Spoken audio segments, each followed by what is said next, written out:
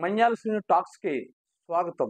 ఈ మధ్య కాలంలో గడిచిన కొద్ది రోజులుగా క్రీడా రంగంలో, ముఖ్యంగా క్రికెట్ రంగంలో ఒక పేరు మారుమ్రోగిపోతుంది. ఆ పేరే వైభవ్ సూర్యవంశీ. ఈ కుర్రుడు ఎవరు అంటే కేవలం 14 సంవత్సరాల అతి చిన్న పిల్లడు. అంటే ఇంకా చెప్పాలంటే ఆ టైంలో సరదాగా సెల్ ఫోన్ లో ఏవో ఆటలాడుకోవటం, కుర్రోళ్ళతో సరదాగా సైకిల్ మీద తిరగటం లాంటి పనులు చేసేటువంటి వయసు అది. ఇంకేం తెలియదు అసలు. అటువంటి కుర్రోడ పేరు ఈ రోజు ఇండియాలో మారుమ్రోగిపోతుంది. రాజస్థాన్ రాయల్స్ వారు 1,10,00,000 పెట్టి ఆ కుర్రోడ్ని కొనుక్కున్నారంటేనే అర్థం అవుతుంది ఆయన క్రేజ్ ఎంతో. కానీ వాళ్ళు కొనుక్కున్నప్పుడు మిగతా వాళ్ళంతా ఆశ్చర్యపోయారు. ఈ కుర్రోడికి ఇంత అమౌంట్ పే చేసి ఇలా కొనటం ఏంటి అని అందరూ ఆశ్చర్యపోయారు. అంటే వీళ్ళ స్పెషాలిటీ ఏంటి అని అనుకున్నారు. అంటే ఇంకా చెప్పాలంటే ఆ రాజస్థాన్ వాళ్ళు ఒక తప్పు నిర్ణయం తీసుకున్నారేమో అన్న అభిప్రాయం కూడా చాలా మందిలో ఉంది. కానీ అది తప్పు నిర్ణయం కాదు, చాలా కరెక్ట్ నిర్ణయం అని చెప్పేసి తర్వాత అర్థమైంది. ఇందుకు ఈయన తండ్రి ఏంటి, ఈయన బ్యాక్గ్రౌండ్ ఏంటి అంటే ఒక రాయల్ కుటుంబం నుంచి వచ్చాడా, ఒక పేద కుటుంబం నుంచి వచ్చాడని అంటే పేద కుటుంబం నుంచి వచ్చాడు. గతంలో నేను ఒక వీడియోలో చెప్పాను, పేదరికం ఒక వరం, అందుకే చెప్పాను.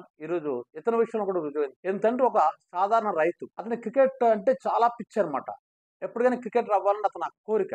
కానీ అతను అవ్వలేకపోయాడు. ఆ తర్వాత తను సాధించినది తన కొడుకు ద్వారా సాధించాలని అనుకున్నాడు. ఈ వైభవ్ 4వ సంవత్సరం నుంచే బ్యాట్ పట్టుకొని బలంగా బంతిని కొట్టడం ఆ తండ్రి గమనించాడు. అతని ద్వారా తన లక్ష్యాన్ని సాధించాలనుకున్నాడు. అందుకే కొడుక్కి ఎక్కువ క్రికెట్ అంటే స్కూల్కి కూడా సరిగ్గా వెళ్ళేవాడు కాదు. క్రికెట్ క్రికెట్ క్రికెట్ అంత ఇంకేం లేదు. తండ్రి ప్రోత్సహించాడు. ఇంటి వెనకతలు ఉన్నటువంటి పొలంలో కొంత భాగాన్ని ప్లే గ్రౌండ్ గా మార్చాడు. కొడుకుని అక్కడ ఆడుకోమన్నాడు. బౌలింగ్ చేసేవాడు వైభవ్ ఆడుతున్నప్పుడు. ఒకవేళ ఈయనకి ఏదైనా పని ఉంటే ఆ ఊర్లో ఉన్న పిల్లల్ని పిలిచి బౌలింగ్ చేయమనేవాడు. అంతగా ప్రోత్సహించాడు.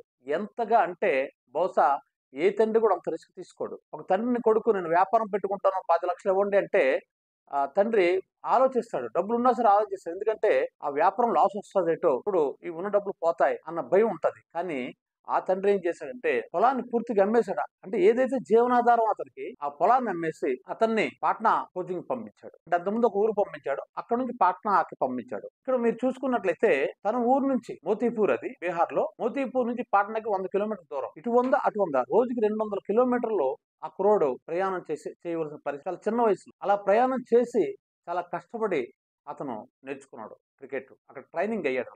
ఐపీఎల్ డెబ్యూలో మొదటి బంతికే సిక్సర్ కొట్టాడు అతను. అంతేకాదు మొన్న రీసెంట్ గా చూసుకున్నట్లయితే 5 బంతుల్లో సెంచరీ చేసి, ఈ రికార్డుల గురించి నేను చెప్పదలుచుకోలేదు.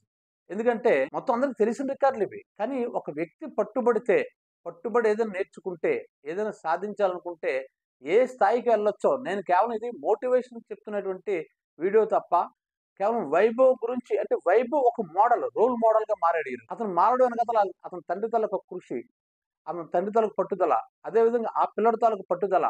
అంత చిన్న వయసులో అతను ఆ సాధించాలన్న కోరిక. అండర్-19 లో ఆస్ట్రేలియా టీంతో ఆడే మ్యాచ్ ని కూడా అదరగొట్టేశాడు.